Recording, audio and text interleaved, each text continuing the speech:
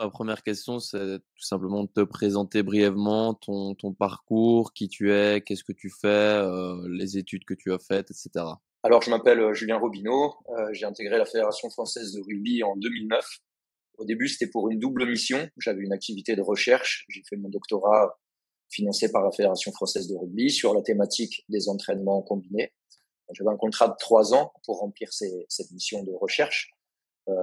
Et en parallèle, j'avais une activité aussi, j'avais une double casquette. J'avais une activité de préparateur physique. Et là, de 2009 à 2011, j'étais préparateur physique des équipes de France jeunes, de rugby à 15, moins de 19 et moins de 20 ans.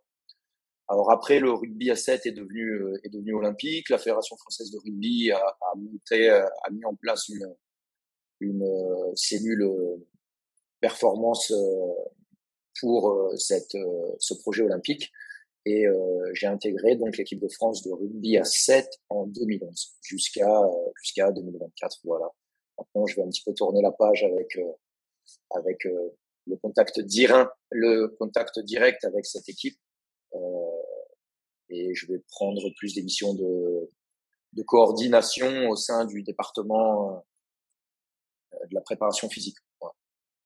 Et du coup, pour un peu, savoir le fonctionnement, en équipe de France, la préparation physique, vous êtes nombreux en termes de préparateurs physiques, vu que tu as quand même un grand groupe à prendre en charge. Déjà, savoir combien de joueurs sont dans l'équipe et combien de prépa physiques avec peut-être des rôles distincts, lesquels?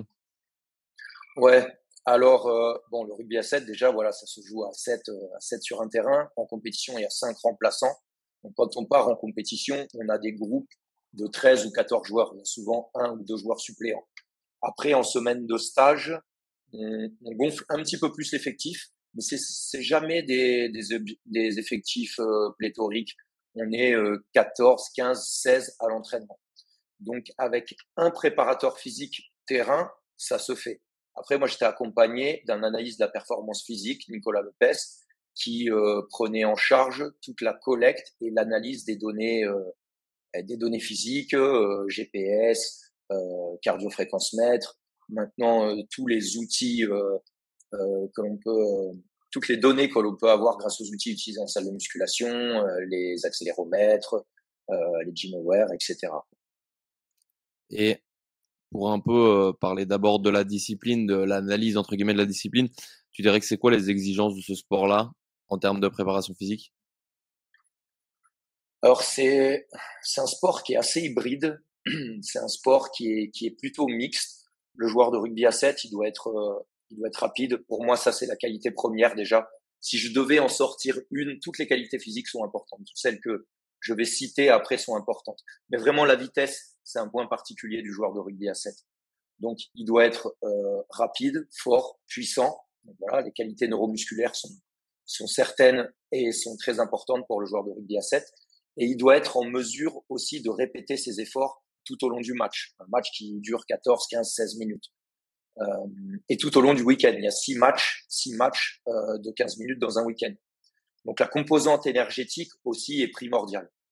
On a pu voir aussi ce qui fait peut-être la particularité du 7 par rapport à d'autres sports collectifs et son voisin le 15, c'est sa composante lactique. On avait fait des mesures de lactatémie à l'issue de matchs, lors de matchs de rugby à 7, et on a pu mesurer à certains instants des lactatémies de 15 à 20 millimoles par litre chez certains joueurs. Donc, ce qui fait un sport voilà, très extrême aussi sur cette composante anaérobie lactique. Est-ce que pour toi, heu, tous les joueurs de rugby à 15 peuvent jouer en rugby à 7 ou c'est plus axé soit tu rugby à 7, soit tu rugby à 15, mais pas les 2, c'est difficilement, allez, difficile d'avoir les 2 qualités? Non, bah, bien évidemment, il y a certains profils de joueurs à 15 et je pense notamment au pilier, certains profils aux deuxième ligne, même s'il y a eu des joueurs, des profils deuxième ligne qui ont joué à 7. Hein. Je pense notamment au joueur fidjien Nakarawa, qui est au Racing à l'époque, je pense, et qui a été champion olympique à Rio. Voilà, il y a des profils, malgré tout, deuxième ligne, des profils du 5 de devant, qui peuvent malgré tout jouer à 7. Sinon, dans l'ensemble, nos joueurs sont plus des joueurs des lignes trois quarts ou troisième ligne. Mmh. Et on sait que le rugby, bah, c'est un sport de contact, l'aspect physique, il est clairement déterminant. Là où peut-être dans d'autres sports, c'est moins important. Toi, dans le rugby, c'est le pourcentage prépa physique, entraînement de rugby pur, c'est plus ou moins quel pourcentage? Quelle importance? Alors, ouais, la dimension combat, elle est super importante au rugby. Au rugby, même à 7, souvent, on a l'idée du 7, c'est que de l'évitement, c'est que de la course. Mais non, il y a beaucoup de phases de combat. Il y a du duel aérien, il y a de la lutte debout, il y a du combat au sol. Donc la proportion de combat est très importante. On avait fait une petite analyse aussi, l'analyse de la tâche, qui nous montrait que parmi l'ensemble des efforts à haute intensité réalisés par le joueur, 2 tiers sont plus liés à du déplacement, des sprints courts, des sprints longs, des courses de soutien, et un gros tiers sont liés à des phases de combat. Donc dans la préparation du joueur, cette dimension combat, elle est surtout pas à dénigrer, quoi. Elle doit être vraiment considérée. Ce serait faire une grossière erreur de, de, de n'intégrer que des phases de déplacement dans la préparation physique du joueur. Pour toi, l'importance de la préparation physique est tout aussi importante que l'entraînement en rugby ou l'entraînement de rugby en lui-même est quand même plus important que la part de prépa physique? C'est important, mais après, ça va dépendre aussi des périodes de la saison. En début de saison, en début de pré-saison, la part de préparation physique dissociée va être beaucoup plus importante. L'objectif, c'est de remettre le joueur dans de bonnes conditions pour faire du rugby.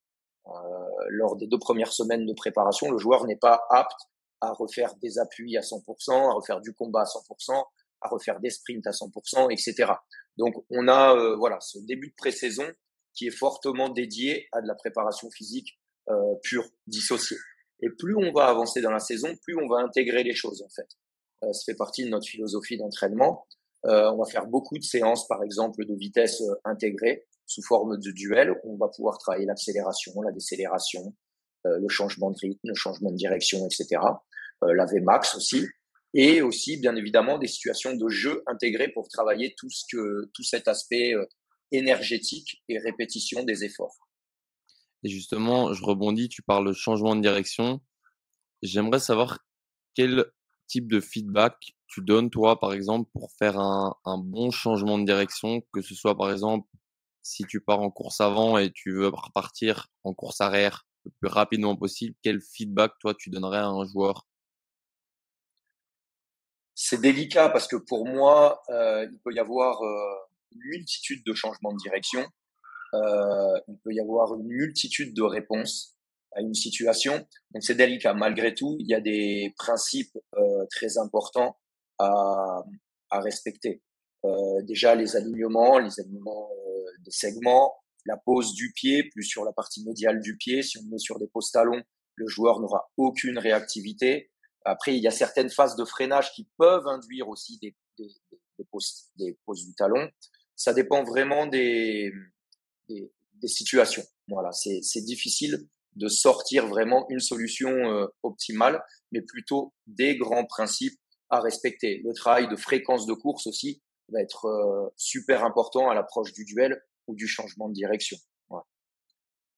Quand tu parles de fréquence, tu vas donc quoi? Tu demandes juste avant un changement de direction de réduire la fréquence de pas?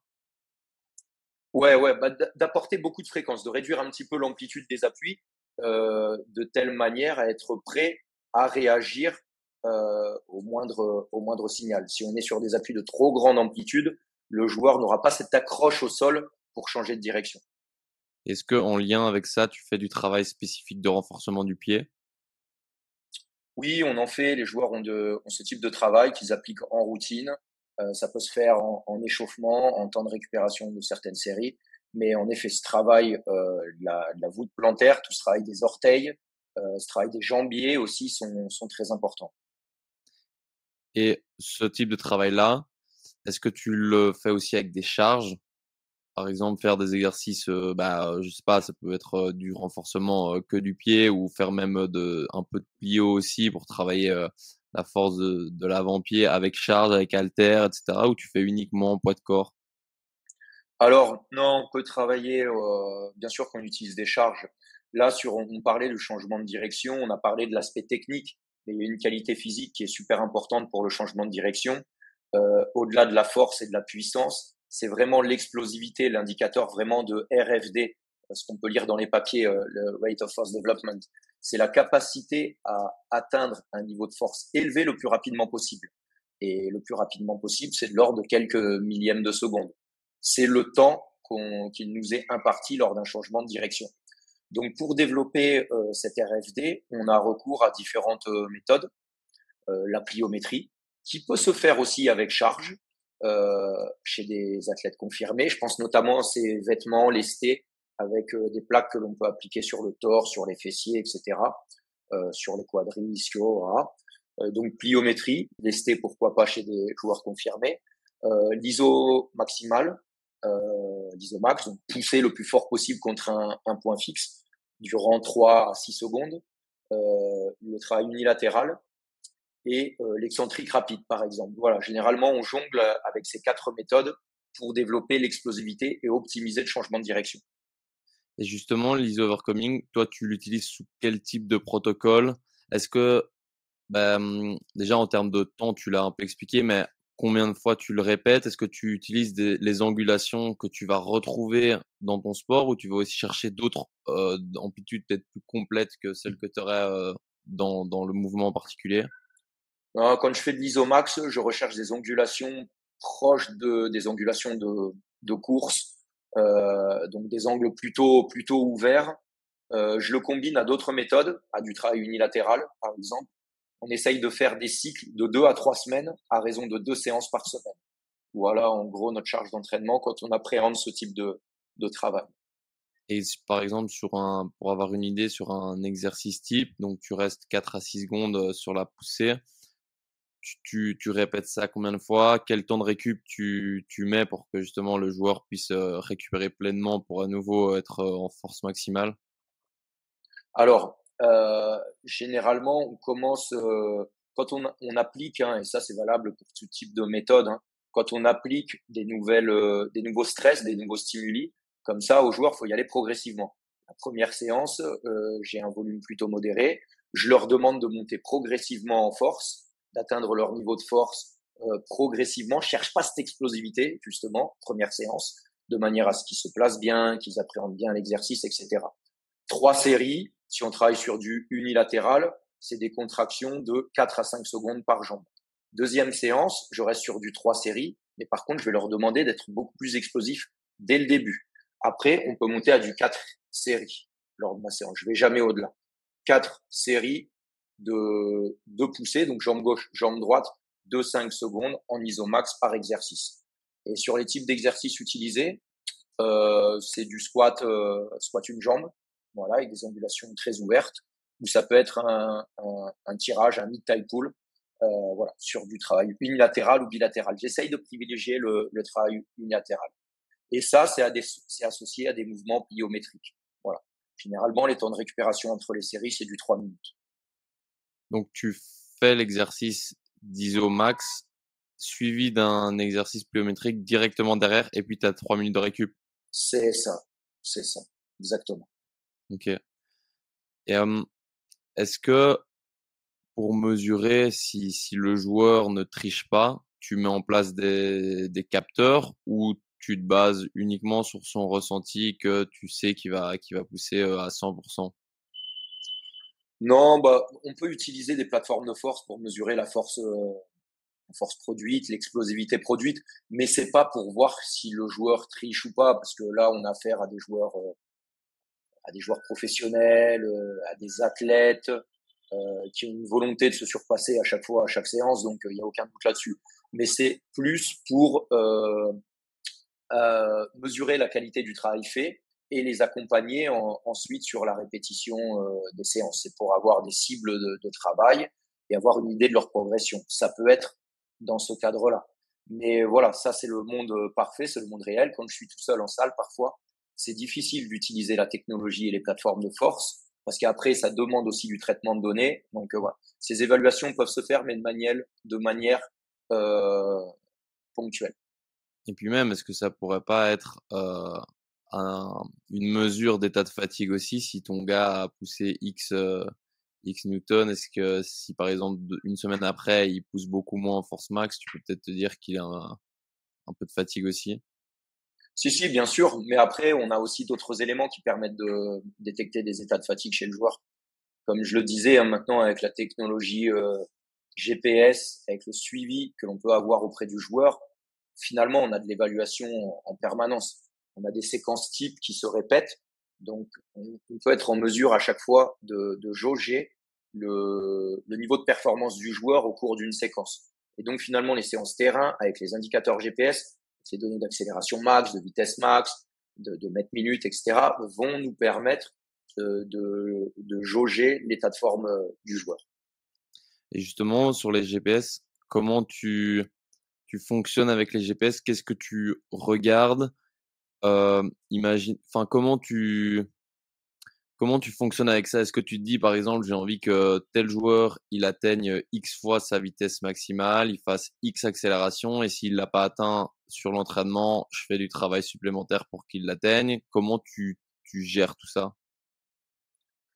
Ouais, alors les indicateurs ciblés vont être différents d'une séance à l'autre. Par exemple, on a des séances identifiées rugby vitesse. Là, je vais mettre un focus sur les paramètres d'accélération, décélération.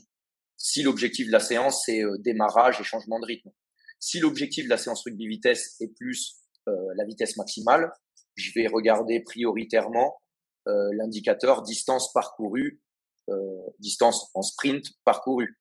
On a des seuils individuels qui correspondent à 85% du pic de vitesse. C'est des données issues de la littérature, on n'a rien inventé. Et voilà, on considère que la vitesse, le sprint, est comptabilisé à partir du moment où le joueur va passer ce seuil de 85% de Vmax. Donc voilà, si l'objectif de la séance est de la Vmax, je vais davantage regarder cet indicateur. Après, sur les séances énergétiques, je vais davantage avoir un œil sur les mètres minutes, sur la distance à haute intensité globale, sur le nombre accélération minute. Voilà, des indicateurs qui retracent, qui retranscrivent cette répétition d'efforts et cet enchaînement de tâches. Et du coup, si le joueur n'a pas atteint ce que tu voulais qu'il atteigne, tu lui fais faire du travail supplémentaire post-entraînement? Il peut y avoir des compensations, soit directement après l'entraînement, ou alors quelques jours après. Mais en OK. effet, il peut y avoir ça c'est plus le cas pour les séances de vitesse. Parfois, voilà, on cible des séances à 40-50 accélérations au-dessus de 2,5 carrés, dont 15 à 20 au-dessus de 3,5. S'il en manque 3-4 à la fin de l'entraînement, le joueur se fait 3-4 sprints de 20 mètres. Par exemple, c'est un exemple. OK.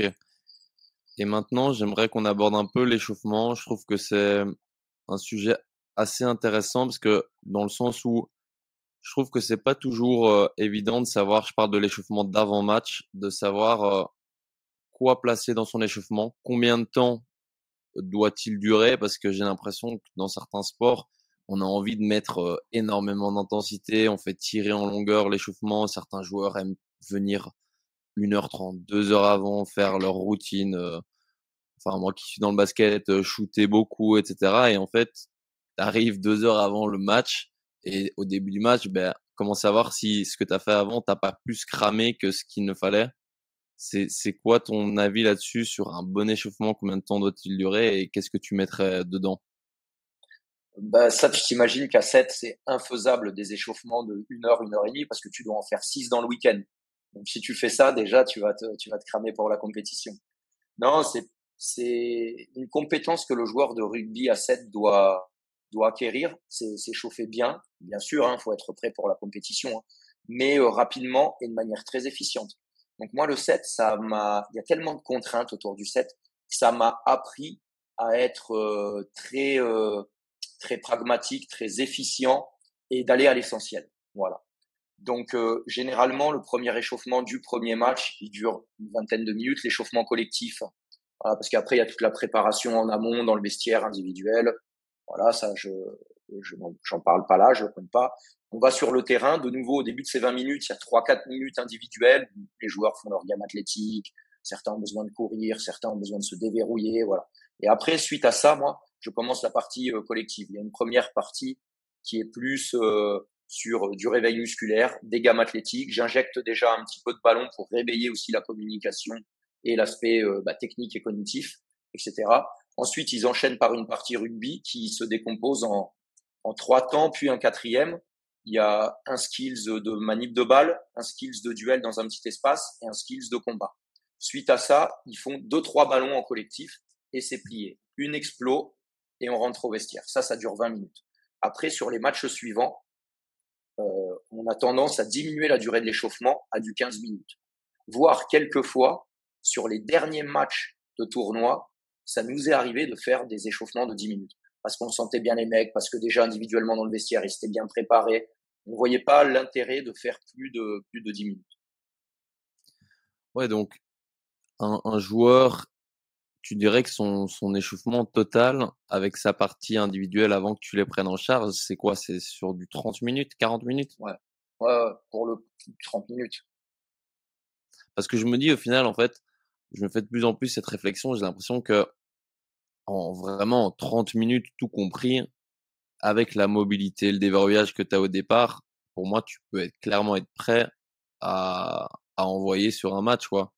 Et donc pourquoi chercher toujours à vouloir augmenter ce temps-là, qui serait peut-être, à l'inverse, pas avantageux pour toi, mais j'ai l'impression que si tu arrives dans un sport, le foot, le basket, ce que tu veux, tu dis: «OK, aujourd'hui on part sur 30 minutes max avant le début du match». Il y a des joueurs qui seraient un peu en mode, 30 minutes, mais c'est quoi ce bordel et tout, alors que peut-être que ce serait beaucoup plus efficace, qu'ils auraient beaucoup plus de jus pour le truc parce qu'au final, ils savent jouer dans leur sport. C'est pas, venir, shooter pendant 1 heure qui va changer grand chose à leur capacité, du moment. Non, c'est sûr. Mais après, je pense qu'il y en a beaucoup qui augmentent leur durée d'échauffement pour se rassurer quelque part, pour évacuer le stress aussi, peut-être. Nous, c'est pour ça que, notamment par rapport à cette gestion du stress, 2 heures à 2 heures et demie avant notre premier match, on a une petite activation. Parce que souvent, nous, en plus, on joue le matin. Donc, on a une petite activation musculaire, mais ça dure 10 minutes. C'est un petit déverrouillage. Et après, j'injecte quelques balles. Il y a quelques gammes avec les balles, un petit peu de manip, des petits jeux de réactivité. Ça dure 10 à 15 minutes. Mais ça, c'est, voilà, histoire d'avoir un réveil, d'évacuer un petit peu le stress et de manière à ce qu'ils arrivent bien pour l'échauffement de 20 minutes. Voilà. C'est un petit peu ça l'idée. Toi, avec l'expérience que tu as maintenant, tu penses que ça serait plus avantageux dans d'autres sports de réduire le temps d'échauffement? Ouais, alors c'est délicat pour moi de m'exprimer à la place de mes collègues dans d'autres sports parce que j'y suis pas dans ce contexte-là. Euh, mais en tout cas, j'ai pas hésité parce que ma stratégie d'échauffement a évolué à 7.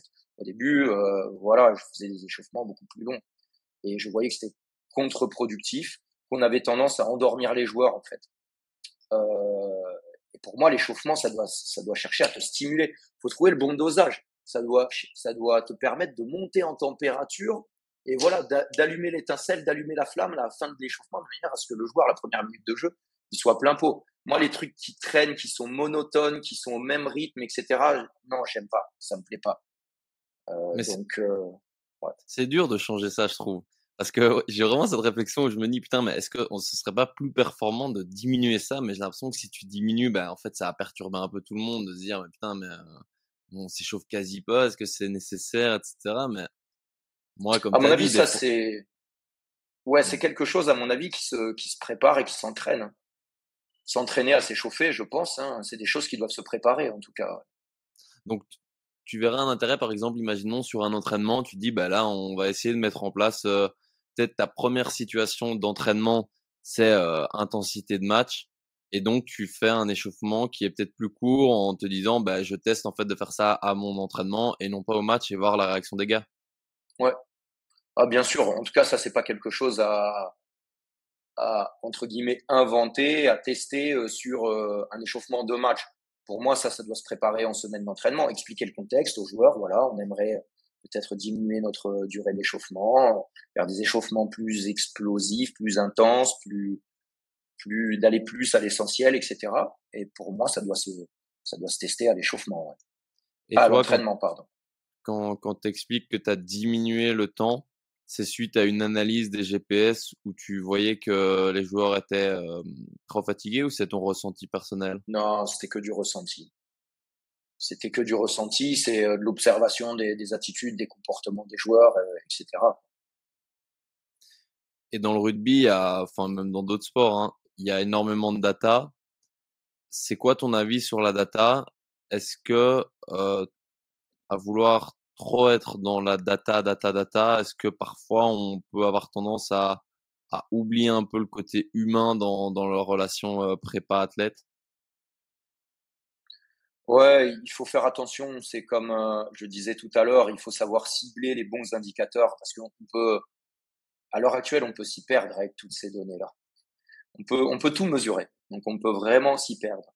Et en effet, là, on parlait du suivi d'état de forme. Par exemple, moi, au début, pareil, dans mon expérience, je pense que j'ai fait beaucoup d'erreurs de structuration, etc.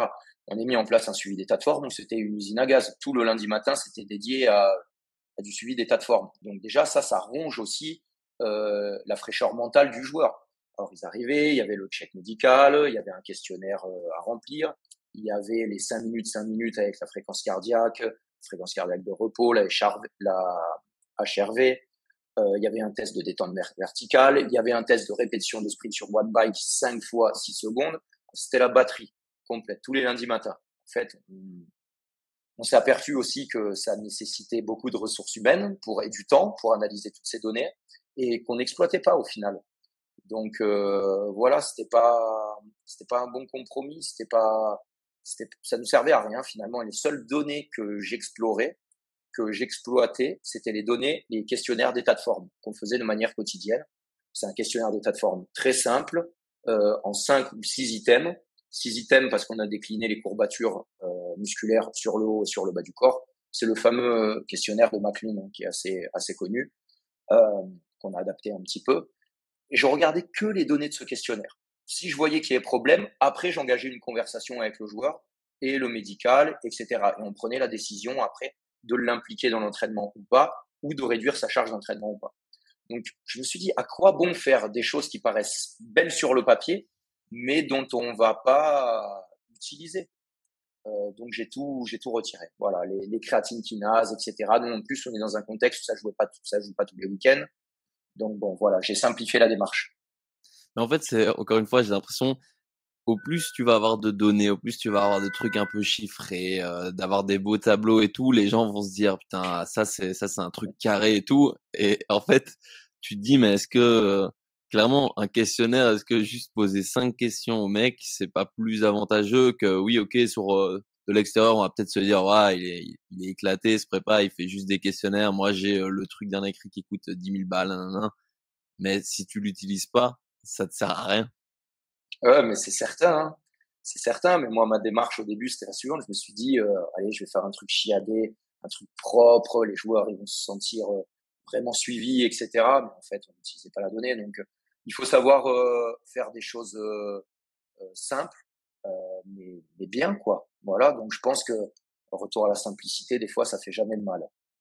Et c'est quoi, en lien avec ça, ton avis sur les tests physiques?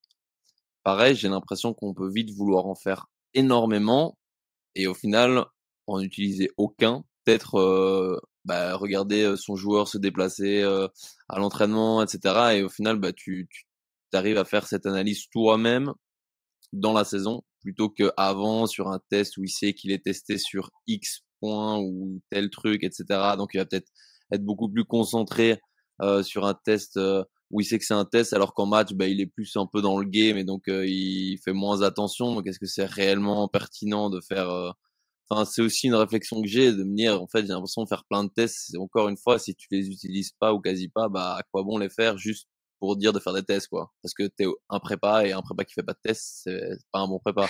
C'est pas bien, ouais, c'est pas une bonne démarche, etc. Je comprends exactement ce que tu veux dire, hein. Et moi, pareil, j'ai une démarche qui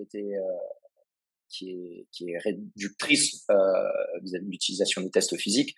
Parce que, bon, comme je l'expliquais, on a le GPS maintenant qui nous permet d'avoir une quantité d'informations sur l'identité du joueur. Sa Vmax, son Axel Max, etc. Je vois pas l'intérêt pour moi de refaire des tests de vitesse en parallèle. Voilà, je veux des mesures de vitesse lors des séances de rugby vitesse ou en besoin à la fin des séances, ils font un 50 mètres ligne droite en mettant une bonne accélération, une bonne Vmax, et je peux avoir déjà des indicateurs de Vmax. Avec les données GPS maintenant, on peut aussi avoir des informations quant au profil, force, vitesse, etc. Donc c'est très intéressant. En musculation, par exemple, mon évaluation finalement, elle est quasi permanente. Quand je leur demande de travailler en RM, je recueille ces charges d'entraînement que je note, que je garde dans un fichier. Ça me permet d'avoir un suivi de leur charge. Quelque part, je sais pas si on peut appeler ça de l'évaluation, c'est pas une séance qui aujourd'hui on va faire évaluation du 1RM ou du 3RM sur tel mouvement, tel mouvement, tel mouvement. L'évaluation, quelque part, elle est un peu permanente. J'ai une petite anecdote aussi pour les VMA. Les VMA, je me suis longtemps questionné, est-ce que c'est la composante oxydative, la composante aérobie, est-ce que c'est un facteur vraiment déterminant de la performance pour le joueur de rugby à 7? Donc encore maintenant, je me pose toujours ces questions-là. Je pense que c'est en effet important. Je pense pas que ce soit un facteur le plus dominant. Voilà. Mais bon, je faisais des tubes 2, le test plus rugby. C'est des blocs de 3 minutes. Tu montes par palier de 2 km heure en 2 km heure au début, 8, 10, 12, puis après 13, 14, etc. Donc c'est assez long comme test, c'est chronophage. Tous les ans, je faisais ce test-là et je tombais sur les mêmes performances chez les joueurs qu'on avait sous contrat depuis des années. Même performance, qu'ils aient fait une bonne pré-saison ou une pré-saison un peu tronquée avec pour X raisons, voilà, qu'ils soient en forme, pas en forme, ils avaient la même performance. Donc je me dis bon, écoute, à quoi bon continuer à le faire tous les ans? C'est peut-être bien d'avoir une idée de la VMA du joueur quand il débarque dans ton projet, d'avoir une idée de l'identité du joueur. Ben voilà, lui sa VMA c'est 16,5, lui c'est 18. Là. Mais le faire tous les ans, j'en étais pas persuadé. Donc j'ai arrêté. Mais du coup, pour toi, avoir une meilleure VMA, ça va pas lui permettre de, par exemple, récupérer plus rapidement sur les efforts intenses qu'il doit répéter, et cetera? Si l'objectif, l'intérêt d'avoir un système oxydatif puissant, c'est en effet d'optimiser la restauration des réserves énergétiques entre les efforts, d'améliorer la récupération entre les matchs, d'améliorer la récupération de manière générale, etc. Mais on a quelques profils de joueurs. En plus, nous, les joueurs qui débarquent en sélection, on peut avoir des jeunes, on peut avoir des jeunes de 18 à 20 ans, peut-être ils peuvent être encore en développement, il y a possibilité de changer les choses. Mais les joueurs qui ont 20 ans passés, on va pas métamorphoser leur VMA. S'ils sont en sélection, c'est qu'ils ont d'autres super pouvoirs. Ils peuvent avoir une VMA plutôt basse, de 15, 16, par exemple, kilomètres heure, mais à côté de ça, ils ont des qualités neuromusculaires incroyables, de puissance, de vitesse, etc. Donc, quelle va être la plus-value? Je vais me dire, je vais leur faire un cycle, des cycles de VMA. Ça va se faire peut-être au détriment de leur point fort, et je suis pas persuadé de leur faire gagner un demi-point ou un point de VMA. Voilà. Ouais. Pour moi, ce serait pas un bon calcul. C'est toujours, faut mettre dans la balance, voilà, le pour, le contre, etc. Ouais, pas se dire, il a besoin de récupérer mieux, donc il faut une plus grande VMA, mais ça se trouve, c'est comme tu as dit, si tu fais ce travail-là et qu'en fait, il va diminuer les trucs pour lesquels il est fort, ben, en fait, ta balance, restera au même niveau parce que tu vas augmenter un truc et diminuer l'autre. C'est ça. Et nous, notre philosophie, notre stratégie, c'est quand même de mettre l'accent sur le point fort du joueur. Mmh. Et ensuite, bon, d'améliorer un petit peu, de mettre aussi un petit peu de travail sur les points à améliorer, mais c'est en priorité optimiser, accroître les points forts. Mmh. Et je t'avais contacté aussi notamment parce que je sais que tu as fait un doctorat sur tout ce qui est interférence, comme tu le disais, donc entre le développement de la force et l'endurance. Est-ce que dans un premier temps, tu peux expliquer ce que sont les interférences justement entre force et endurance? Ouais, alors là, c'est une longue histoire, hein. T'es prêt pour un podcast de 3 heures encore? Je suis ready, moi. Ah, mais ouais, la problématique des entraînements combinés, on pourrait neuromusculaire et énergétique, on pourrait en parler pendant des heures. Mais donc le rugby à 15, le rugby à 7, comme tous les autres sports collectifs, ce sont des disciplines qui demandent la mobilisation de différentes filières énergétiques et ces deux aspects, neuromusculaires et métaboliques. On se doit de travailler les deux aspects au sein de nos planifications, de nos périodisations.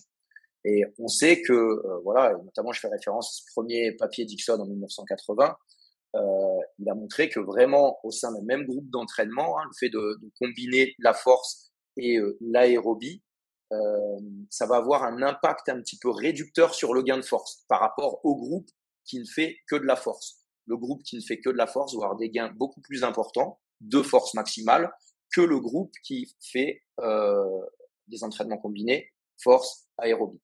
Donc il y a un aspect inhibiteur interférentiel de l'endurance sur le développement des qualités neuromusculaires.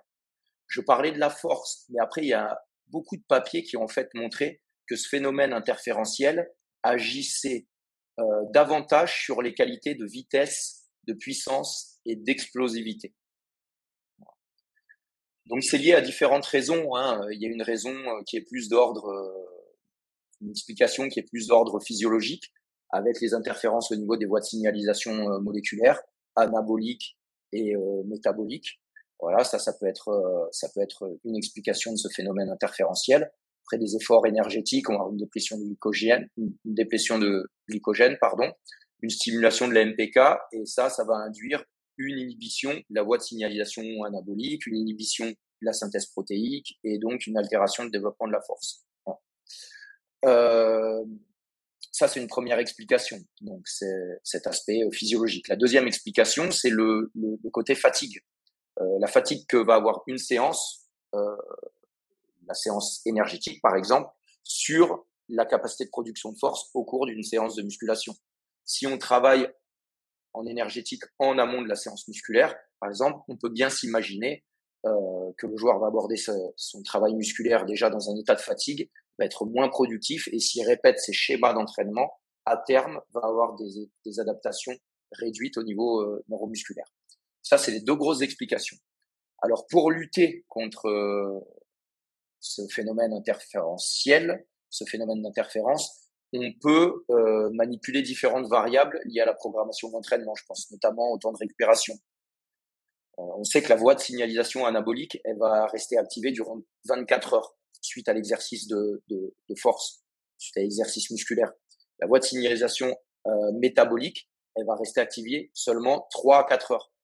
Donc, si on privilégie la force en premier et l'endurance juste après ou quelques heures après, on est encore dans une situation de conflit. Parce que, comme je l'ai dit, la voie de signalisation anabolique va rester activée durant 24 heures. Donc, le temps de récupération est super important. Et là, ce que je préconise, c'est d'avoir des journées à dominante. Voilà. Une journée à dominante neuromusculaire. On attend 24 heures que cette voie de signalisation anabolique travaille.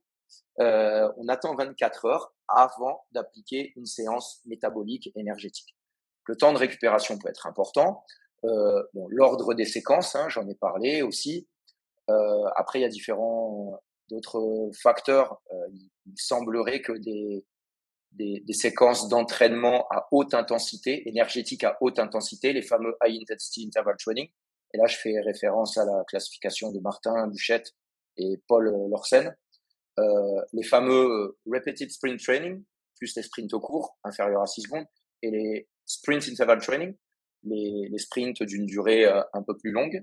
Il semblerait, quand on utilise ces formes d'entraînement en énergétique, ces formes d'entraînement n'aient pas forcément un effet interférentiel sur le développement de la force, de la puissance, de la vitesse. Donc c'est intéressant parce que déjà ils ont des contractions, ils ont des contraintes musculaires et des tensions musculaires intenses qui vont dans le sens de l'entraînement musculaire. Donc voilà, on peut manipuler différentes variables pour réduire le plus possible cet effet interférentiel. Donc à choisir, si par exemple tu fais un travail, tu mettrais un travail focus un peu plus sur l'endurance avant, comme ça en 3-4 heures, 3-4 heures après, tu peux placer un entraînement plus neuromusculaire, et puis tu laisses un petit délai de 24 heures plus ou moins avant de replacer un travail axé endurance. C'est ça. Si tu veux adopter du bi-quotidien pour différentes contraintes, tu vas augmenter tes charges d'entraînement pour des contraintes matérielles, etc. Donc du bi-quotidien, mieux vaut privilégier l'aérobie le matin, attendre 3-4 heures la durée d'activation de la voie de signalisation métabolique, attendre 3-4 heures et appliquer la séance de musculation l'après-midi. Par contre, dans ce cas-là, il peut y avoir le côté fatigue qui peut entrer en jeu. la fatigue induite par l'endurance le matin. Donc, dans cet intervalle de temps, c'est à considérer. Il faut tout mettre en œuvre pour optimiser le plus possible la récupération. Dans ce cas-là, des entraînements de répétition de sprint, de course, me semblent pas forcément adaptés parce que c'est des entraînements qui sont très intenses, qui vont te laisser des traces musculaires, des douleurs musculaires. Donc, je suis pas persuadé que l'après-midi, tu sois efficient pour réaliser une séance de puissance de qualité en salle. Ouais. Mais peut-être adopter des formes de travail porté aussi, le travail sur vélo, sur rameur, etc., qui sont moins traumatisantes. Et quand on parle d'interférence, est-ce que si par exemple, tu as pas moyen de faire, de laisser un délai aussi important et cetera, est-ce que tu as quand même en fait, ton développement neuromusculaire, il est quand même présent, mais il est pas optimisé? Ou il est totalement annulé? Non, il y a quand il est réduit. Ton gain de force peut être réduit. Il n'est pas totalement annihilé. Il est pas totalement oui annihilé. Il est réduit simplement.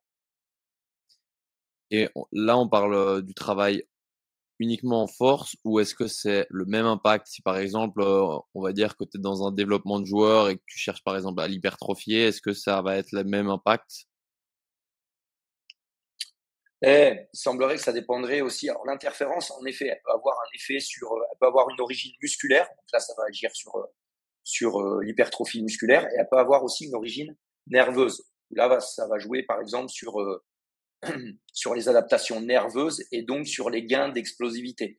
Ça peut avoir une double origine. Donc, il semblerait que pourrait y avoir aussi, il pourrait y avoir, j'insiste bien sur le conditionnel, un effet interférentiel sur le développement de la masse musculaire. Intéressant. Et justement, ça, c'est tout ce qui touche aux recherches scientifiques. J'aimerais savoir, c'est quoi ton avis sur les recherches scientifiques et le lien avec le monde professionnel? Parce qu'on sait que c'est pas toujours évident d'avoir des études qui se basent sur une population qui sont des sportifs de très haut niveau, même s'il y en a quelques-unes, mais quand tu te renseignes sur une thématique, si tu mets, si vraiment tu tries de façon à avoir que des athlètes de très haut niveau comme ceux que, par exemple, tu pourrais avoir en charge, au final, en fait, tu passes des milliers d'études à 5. Donc, c'est quoi ton avis là-dessus? Comment interpréter toutes ces études? Est-ce qu'on peut vraiment les extrapoler à ses propres athlètes s'ils sont des sportifs de très haut niveau?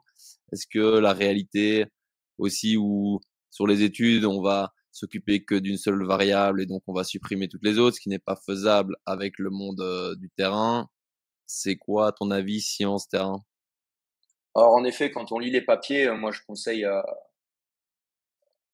tous mes collègues déjà de regarder un petit peu la population concernée, surtout cette problématique des entraînements combinés, parce qu'il a clairement été montré que l'interférence était davantage marquée chez des joueurs surtout très entraînés.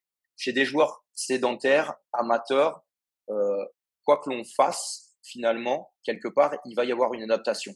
Pour le joueur qui est très peu entraîné, il va faire un circuit training, une répétition de bondissement, une répétition de squat, poids de corps, etc.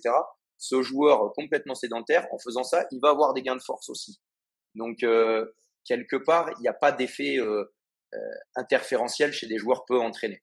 Moi, ce que je regardais, j'essayais de cibler quand même les études et je regardais toujours la population concernée. Après, sur mes applications de terrain, en effet, il y a le monde, voilà, il y a le monde un petit peu utopique, les résultats des papiers, et après il y a le monde réel, nos contraintes sur le terrain. Euh, mais moi, il y a quelque chose, en tout cas, pour gérer cette problématique des entraînements combinés qui me paraît largement faisable, c'est vraiment d'identifier des journées euh, neuromusculaires et des journées énergétiques. Dans nos journées neuromusculaires, bien sûr, on a du rugby. On va pas dire aux coachs, et puis ils font du rugby, hein, les mecs, ils doivent avoir une contrainte quelque part, c'est la priorité de leur périodisation d'entraînement, c'est le spécifique. Mais par contre, on va orienter les volumes, les intensités, etc. Quand je vois qu'il y a une séance de rugby qui est collée à ma séance de musculation, là, on va faire en sorte que cette séance de rugby soit plus à basse intensité. Voilà, de manière à ce qu'il n'y ait pas de contrainte énergétique et pas d'interférence. Mmh. Puis au final, en fait, dans le monde idéal, il faudrait mixer tout ce qui se dit dans les études scientifiques avec les expériences des autres prépas physiques, de ce qu'ils voient sur le terrain et voir ce qui fonctionne. Et au moins là, tu as du terrain et de la science. Ouais, ouais, exactement. Après, le côté, donc c'est très très bien d'avoir une ouverture scientifique, d'avoir une ouverture d'esprit, de lire, de se documenter. Mais il faut pas tout prendre non plus au pied de la lettre. Il faut savoir retirer la bonne information et se l'adapter dans son propre contexte. Moi, je pense que le préparateur physique de qualité, c'est le préparateur physique qui est capable de faire ça, de trier l'information, de cibler la bonne donnée et de se l'adapter dans son contexte et dans son projet de jeu, ce qui est la base de tout et ce qui est le point central de la préparation physique. Mmh. Et on a vu évidemment passer sur les JO les fameuses danses que les joueurs de rugby faisaient. Au premier abord, il y en a plein qui peuvent se dire: «C'est quoi ce bordel? Enfin, quel est l'intérêt?» Déjà, comment cette idée est venue? Bah, l'objectif de la danse, c'est l'un des objectifs premiers, c'était de développer la coordination déjà du joueur d'un point de vue athlétique. Hein, là, je parle des objectifs athlétiques. C'est de développer la coordination et de développer aussi la synchronisation parce qu'il y a du travail de ligne au rugby, donc être connecté l'un avec l'autre, de développer cette vision périphérique. Voilà, plus à l'aise avec son corps, ça fait référence à l'aspect coordination. Quand tu vois les joueurs fidjiens jouer leur duel, c'est beau, c'est plein de grâce, ils te font des feintes de corps, ça part de la tête, ça finit aux orteils. Voilà, nous, des fois, quelque part, on a des joueurs qui peuvent être, je parle de manière générale, hein, je parle pas forcément de l'équipe de France de rugby à 7, de manière générale, on peut avoir des joueurs de rugby qui sont très monoblocs et qui ont des difficultés d'être déliés pour jouer leur duel et d'apporter de l'incertitude. Donc voilà, on pensait que la danse, ça pouvait apporter ça. C'est une manière de casser la routine, c'est une manière de faire de la pliométrie aussi, parce que de répéter des appuis, c'est un travail de pied qui est incroyable. De faire ça pendant une demi-heure, trois quarts d'heure, une heure, ça laisse des traces au niveau des mollets, etc. Donc voilà, et puis c'est devenu progressivement, petit à petit, une bulle d'oxygène pour les joueurs. Ils sont appropriés. On parlait de l'échauffement tout à l'heure. Ils sont appropriés quelques pas spécifiques de danse adaptés aux gammes athlétiques pour s'échauffer aussi. Régulièrement, je faisais avec eux aussi des gammes athlétiques en musique, sur des musiques qu'ils avaient choisies. Donc, on adaptait voilà, tout ce qui est ouverture de hanches, déverrouillage dynamique, tous les pas brésiliens, etc. En musique, un travail de griffé en musique avec différents rythmes, un travail de skipping avec différents rythmes en musique. Euh, bon, j'en passe, hein, je vais pas tout détailler ici, mais l'idée, c'était voilà, c'était des échauffements qui les forcent à la concentration aussi. Et c'est un stimulus supplémentaire, ça casse aussi la routine. Ok, on va faire nos gammes athlétiques, toujours dans le même cadre, dans le même milieu. Non, là, on va apporter une petite difficulté supplémentaire. Et Voilà, donc comment, c'était super intéressant. quand tu amènes ça à des joueurs, à des rugbymen pro, c'est quoi la réaction? Comment tu approches les joueurs en leur disant, enfin, comment eux, ils réagissent à cette proposition? Ouais, franchement, ils l'ont super bien accepté dès le début. Il faut leur expliquer pourquoi tu veux faire ça, dans quels objectifs. Et si tu le présentes bien et que tu prépares bien les choses et qu'ils voient que toi, tu sais où tu veux aller, que tu as une vision et que tu as une programmation des choses, franchement, bah forcément, comme dans toute chose, hein, toujours un ou deux qui traînent du pied au début. Mais finalement, quand ils voient que les 95% de l'effectif s'y donne à 100% et prend du plaisir, tout le monde suit, hein. Mmh. Et tu vois, perso, moi, j'aime bien, par exemple, dans des échauffements ou quoi, amener d'autres sports, tu vois, pour un petit peu varier. Ou si, par exemple, tu es en séance de récup, essayer de faire, je sais pas, des sports de raquettes. Je suis dans le basket, mais tu mets un peu de sport de raquette, tu changes pour vraiment avoir plein de sollicitations différentes. C'est quoi ton avis là-dessus? Est-ce que pour toi, c'est intéressant de faire ça avec des sportifs professionnels? Est-ce que c'est intéressant juste pour l'aspect ludique? Est-ce que ça a un réel intérêt pour peut-être développer d'autres habiletés motrices, etc.? Bah, je pense que tu as répondu à la question là, dans ta question. Je pense qu'il y a des intérêts pour tout ça. Déjà, c'est casser la routine aussi quand on a affaire à des joueurs professionnels qui font la même chose depuis des années. C'est important de leur donner des bulles d'oxygène. Donc ça, déjà, pour le côté mental, fraîcheur mentale, c'est important. Nous, on va souvent à l'INSEP s'entraîner et on a pu faire de la boxe. En plus, c'était super bien la boxe avec Mariano. C'est un entraîneur cubain qui utilise vachement la danse aussi et le rythme dans ses échauffements, dans et tout ça. limite, ils dansaient la salsa, les mecs, quoi. Et bon, c'était pas de la boxe avec les gants 1 contre 1, mais il nous a fait faire toute une démarche, vraiment d'échauffement, des séances énergétiques avec du rythme, euh, avec la dissociation haut du corps, bas du corps. Donc il y avait un intérêt physique aussi, hein, sur cette coordination, cette dissociation, et le côté maîtrise du rythme, maîtrise du tempo. On s'aperçoit que cette composante maîtrise du rythme, maîtrise du tempo, c'est quelque chose de transversal à n'importe quel sport, je pense. Donc à l'INSEP, on a fait de la boxe, on a fait de la lutte pour travailler cette agilité sol, qui a des intérêts physiques. Bien évidemment, la lutte, ça permet ça permet de travailler cette mobilité proche du sol. Il peut y avoir un transfert, notamment sur les phases de contre-ruck, de ruck au rugby. On a fait du basket 3-3 pour développer les appuis, pour développer le côté aussi un petit peu cardio. Voilà. On a pu faire aussi du water polo pour développer là seulement le côté appréhender un milieu un peu hostile, parce que les joueurs de rugby à 7 ne nagent pas très très bien, et de développer aussi ce côté énergétique, parce que tu les mets 5 minutes à l'eau, ils ont tous des crampes. Donc voilà, on a pu tester différentes choses, mais je pense que c'est des bulles d'oxygène et ça permet aussi d'atteindre des objectifs physiques. En fait, c'est là où on dit souvent qu'il faut pas faire de spécialisation précoce avec des jeunes, mais en fait, tu peux retrouver ça chez les pros, que c'est tout aussi intéressant pour peut-être d'autres facteurs et encore les mêmes facteurs aussi qu'avec les jeunes, de mettre en place d'autres exercices. Oh, je pense que c'est quelque chose qui peut s'adapter à tout âge. Peut-être en effet, comme tu dis, pour d'autres raisons, même si nous on a vu que la danse, la boxe, ces fameuses séances de rythme avec Mariano, là, ça leur a apporté des choses sur la maîtrise du rythme. Donc, même chez des joueurs confirmés, formés, adultes, il peut y avoir un bienfait physique.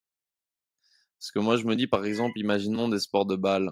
Si tu es capable de faire des drills avec des balles qui sont beaucoup plus petites, avec des autres appréhensions, des très petites balles avec d'autres textures, etc., ben, en fait, au moment où tu vas devoir réceptionner, toi, ballon de rugby, ballon de basket, etc., ben, en fait, si tu es hyper à l'aise avec des petites balles, etc., d'autres textures, ben, en fait, quand c'est une balle qui est 20 fois plus grosse, c'est beaucoup plus simple pour le C'est joueur. simple. Mm. Et ouais, là, je pense que tu touches du doigt un des principes de l'entraînement, hein, c'est l'exploration des extrêmes. Voilà, varier les choses à l'entraînement.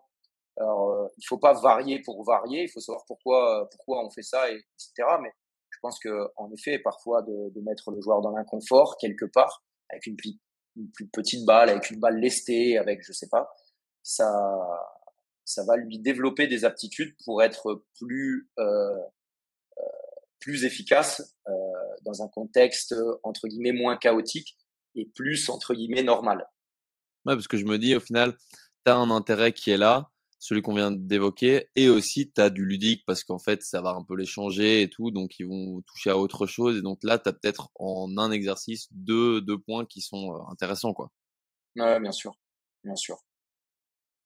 Comment tu mets en place la prévention des blessures? Déjà, dans le rugby, je pense que tu as beaucoup de blessures. Je sais pas quelles sont spécialement les blessures les plus fréquentes, mais comment tu gères toute cette prévention? Comment gérer aussi les commotions? Je sais qu'il y en a beaucoup. Est-ce qu'on sait, est-ce que vous faites du travail spécifique pour prévenir justement un maximum les commotions? Ben, alors ça, c'est un travail de longue durée, hein, mais donc là, il y a une approche, comme tu peux t'en douter. Déjà, le point central pour la prévention des blessures, c'est qu'il y a une bonne communication au niveau du staff, des différents acteurs du staff, entre la prépa physique et le médical, kiné, médecin. Si on veut que notre démarche soit efficace, déjà, il faut que les personnes soient connectées, travaillent ensemble et une approche adéquate, adaptée et qui a du sens. Donc, ça, déjà, la communication entre les différents acteurs, c'est le point central. Après, ouais, il y a des évaluations qui sont, alors plus de l'ordre médical, hein, qui sont faites en début de saison, des tests isocinétiques, des tests de mobilité, des tests réalisés sur plateforme de force, j'ai oublié le nom, des épaules, etc. Le STAR test pour la mobilité, voilà, mobilité des membrnes. Bon, il y a une multitude de tests qui sont réalisés de la proprioception, une multitude de tests qui sont réalisés en début de saison. Suite à ça, et à la connaissance aussi du joueur et suite à la connaissance de la traumato du joueur les années d'avant, il y a des fiches qui sont établies et des points prioritaires de renforcement ou de travail ou de développement qui sont ciblés. Après, ça, c'est aussi, ça fait partie de la responsabilité du joueur. Hein. Je sais que notre kiné, Rémi, Louis, avait fait un gros travail d'analyse, un gros travail de structuration de ces données-là et avait mis à disposition auprès du joueur, voilà, les points qu'il devait travailler pour prévenir les blessures, pour diminuer le risque de blessure. Après, voilà, c'est un travail qui doit être fait de manière quasiment quotidienne. Nous, on est dans le planning des créneaux de, comment on pourrait appeler ça, de préactivation avant, à chaque début de journée d'entraînement. Et c'est individuel, c'est du 10 minutes, 15 minutes, 20 minutes, 30 minutes pour certains, où ils devaient travailler ces aspects-là, les différents points ciblés par le médical. En salle de musculation, bien sûr, moi, mon travail, c'est de renforcer les joueurs. Donc, quelque part, le côté préventif y est. Il y a toujours aussi une connotation au travail de proprioception, du haut du corps, du bas du corps, etc. Ce travail-là, il est présent en continuité. Et pour revenir aux commotions, déjà, un des points centraux, c'est d'améliorer la technique du joueur. Si le joueur a une bonne technique de plaquage, bon, le risque zéro n'existe pas, hein, bien sûr. Le rugby, ça reste une situation chaotique où c'est difficile de maîtriser tout. C'est impossible même. Mais malgré tout, déjà, le point central pour limiter le risque, pour diminuer le risque de commotion, c'est de développer la technique, notamment au cours des phases de combat. Ouais, donc au final, tout ce qui est prévention, vous mettez en place des tests qui apportent des routines et eux doivent faire les routines de manière quotidienne, quoi. Ouais, c'est ça. Il faut faire appel aussi à la responsabilité, à l'autonomie du joueur. Mmh. Et le dernier point que j'aimerais aborder avec toi, c'est tout ce qui touche à la récup. Comme on l'a dit, c'est un sport où il y a énormément de contacts, énormément de combats, donc beaucoup de pépins, de douleurs musculaires, et cetera. Comment tu gères la récup? Est-ce que tu imposes des choses? Est-ce que tu individualises la récup? Peut-être qu'il y a des joueurs qui n'aiment pas aller qui n'aiment pas le froid, bah, tu leur trouves une autre façon de faire. Comment tu gères ce point-là? Ouais, alors en effet, il y a beaucoup d'individualisation et la récupération, moi, je vais y accorder une importance différentes selon les périodes d'entraînement. Honnêtement, en période de développement, de pré-saison, au début de pré-saison, j'aime bien être imposer la récupération quand même parce que voilà, on réapplique des charges d'entraînement qui deviennent de plus en plus conséquentes. Donc, les 2 premières semaines de reprise, j'aime bien guider la récupération. Voilà. Après, je laisse beaucoup de lest tout au long de la saison parce que pour moi, le joueur doit s'approprier aussi ce côté récupération. J'ai pas envie non plus qu'ils fassent de la récupération pour faire de la récupération alors qu'ils en éprouvent pas le besoin. On essaye de les sensibiliser, on leur explique quels peuvent être les différents outils. Après, je leur dis, les gars, c'est euh, à vous d'utiliser ces outils ou pas. Mais moi, ce que je veux, c'est que demain matin, vous soyez prêts pour la séance à haute intensité. En période d'entraînement, c'est plus libre, basé sur l'autonomie et la responsabilité du joueur. En période de compète, à partir d'une semaine avant la compétition, une semaine, 10 jours avant la compétition, tous les créneaux sont collectifs, sont cadrés et imposés. Après chaque séquence d'entraînement, il y a un passage soit en piscine, ou soit au froid, ou soit en balnéo, chaud-froid, etc. Voilà.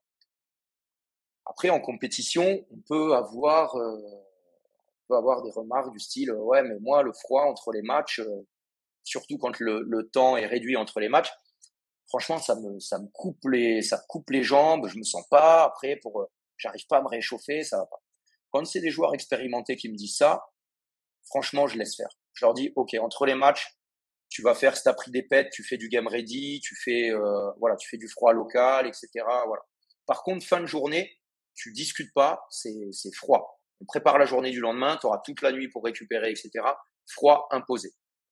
Ça, je te dis ça, c'est un ou deux joueurs qui m'ont dit ça en 14 ans.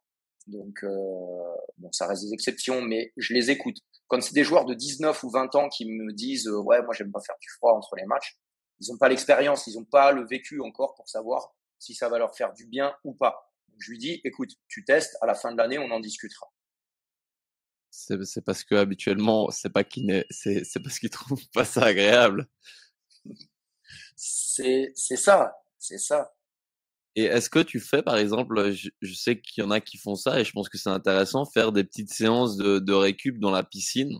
Ou c'est toi, par exemple, qui dirige, faire des exercices, je sais pas moi, que ce soit du vélo, ou je sais qu'il y a aussi de l'aquajogging, des petits exercices comme ça en piscine qui peuvent être très intéressants, à ce niveau-là pour la récup? Ouais, ouais, on en fait. On en fait notamment après les voyages. Tu sais, quand on reste, on va à l'autre bout du monde, tu as un voyage de 20 heures, 25 heures. Généralement, le J+1 après notre voyage, c'est on fait une séance de piscine, quelques gammes athlétiques en piscine, voilà, de l'aquajogging comme tu as dit. On peut le faire aussi en J+1 ou J+2 après les tournois aussi. C'est des choses qu'on sollicite beaucoup. Un petit peu de travail de posture, d'amplitude articulaire en piscine aussi. Voilà. C'est des choses qu'on utilise beaucoup. Ouais. Et toujours en lien avec la récup, la nourriture. Quand on pense au rugby, on pense évidemment à la troisième mi-temps, et cetera, qu'il peut y avoir des débordements, mais je pense que c'est pas uniquement dans le rugby, hein, que la nourriture peut poser problème, même dans le monde pro. Est-ce que vous, il y a un suivi là-dessus? Est-ce que vous arrivez à, même s'il y a un suivi, bah, en fait, tu peux pas tout contrôler. Le joueur, il va faire, entre guillemets, ce qu'il veut. S'il veut manger de la merde, il mangera de la merde. Est-ce que toi, comment t'appréhendes ça? Est-ce que tu es plus sur de la prévention, expliquer dans quel intérêt manger de telle ou telle manière pour que lui optimise sa récup, optimise ses perfs?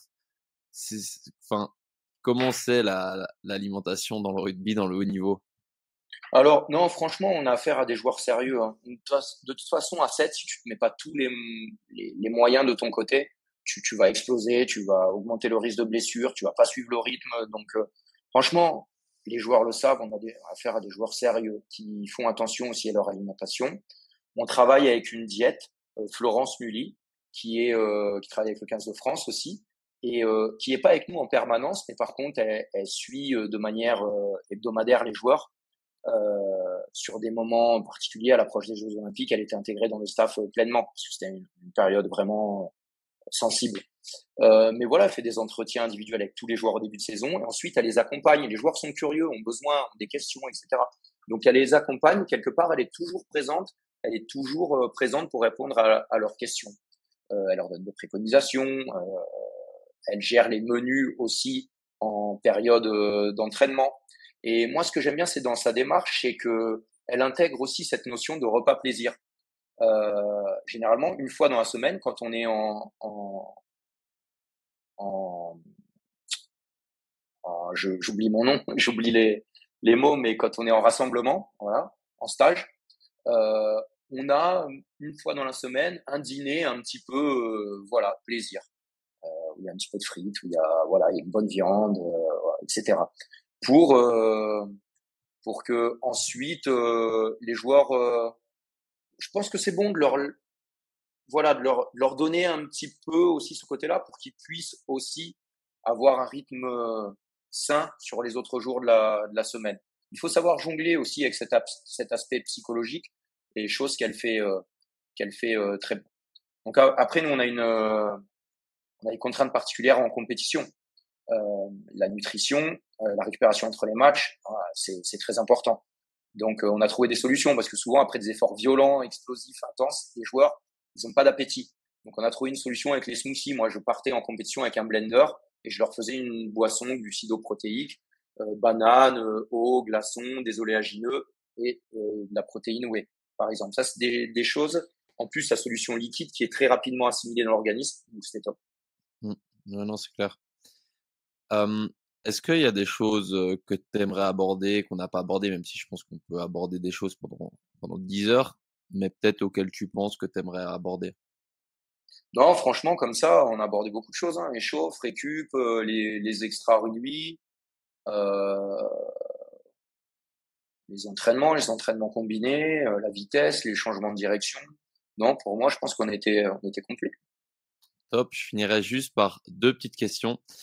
Hem, c'est quoi ce que tu préfères dans ton métier et ce qui est le plus dur? C'est le contact, la relation humaine avec l'athlète et le contact, l'humain. Le fait de partager un projet commun avec des positions différentes, hein, moi plus en tant que ressource pour le joueur et lui plus en tant qu'acteur vraiment sur le terrain. Mais quelque part, on a un objectif commun, c'est que lui progresse et individuellement, collectivement et que l'équipe gagne des titres. Donc, mais voilà, ce côté relation humaine, cette construction en permanence, ces échanges, c'est ce qui me manque le plus, hein, maintenant que j'ai pris un petit peu du recul avec l'équipe. C'est ce qui me manque affreusement au quotidien, quoi. Le contact humain. Et ce qui peut être le plus difficile, bah, ça peut être aussi ça, la relation humaine, parce que chaque individu est différent et tu ne peux pas fonctionner, manager tous les joueurs de la même façon. Il faut savoir s'adapter. Quand on parle d'individualisation, ben ça en fait partie aussi. Tu vas pas avoir le même discours avec un joueur puis avec un autre. Tu vas pas appréhender les choses de la même façon.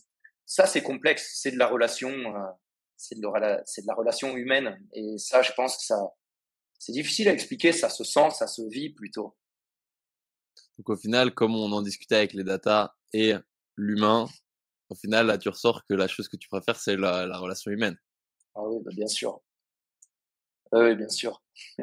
Au final, bah, c'est les aventures que tu as avec l'équipe, et cetera. Donc non, c'est clair.